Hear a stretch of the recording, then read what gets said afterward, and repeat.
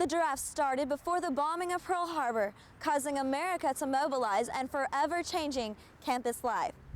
You had on the one hand this economic depression, but on the other hand you had jobs being created and buildings being built on campus. During World War II, Memorial and Ozark Hall were two WPA buildings built on campus as part of New Deal programs. As World War II progressed, the university continued on. The classes were held, degrees were awarded, and that sort of thing, but it was a smaller student body, and it was a student body made up primarily of female students. There were new opportunities for women in the workforce. I mean, some women joined the military, but other women worked in war industries. Women went on to fulfill many more roles. As campus mobilized, students had a wide range of activities to help with the war effort. Actually, a total of 600 University of Arkansas students who have joined the military. From Red Cross drives, scrap metal drives. We had an ROTC program here on campus during the war, and these were for students who would be going into the Army as soon as their college training was over. Of course, college students were targeted to become officers because of their higher educational level. During the war, African Americans had not yet integrated into the university, but volunteered and did their part to help in the war effort. Their participation in the war effort, either in joining the service or working in war industries or engaging in scrap metal drives or working with the Red Cross or a number of other voluntary organizations, they regarded that as a double V for victory. Double V for victory meant victory against fascism abroad and against racism at home. It wasn't all war on campus. Students had sporting events, 2 movie theaters, and hangout spots to relax. Alumnus Paul Gayer can attest to this. Cafe on Dixon Street. It was called the Deluxe, and it was right across from the business college, and we took our breaks there. There's a round corner, a big round table in the corner with benches all the way around it, and we carved our initials on that.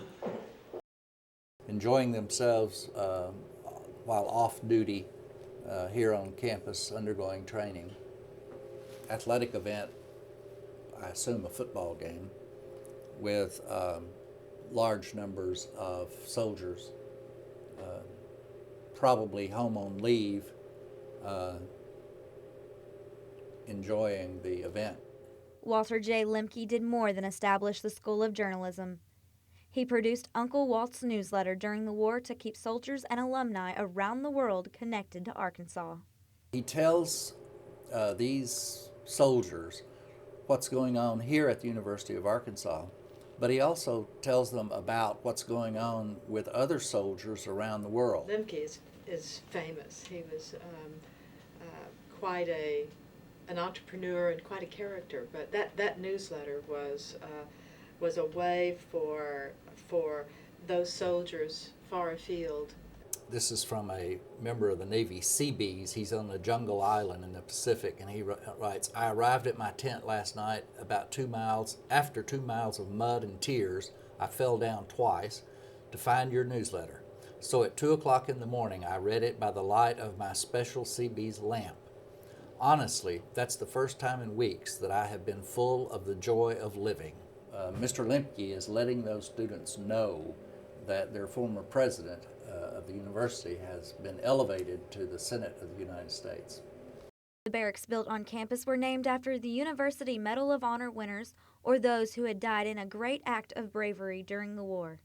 Neil Martin was the namesake for the Camp Neil Martin.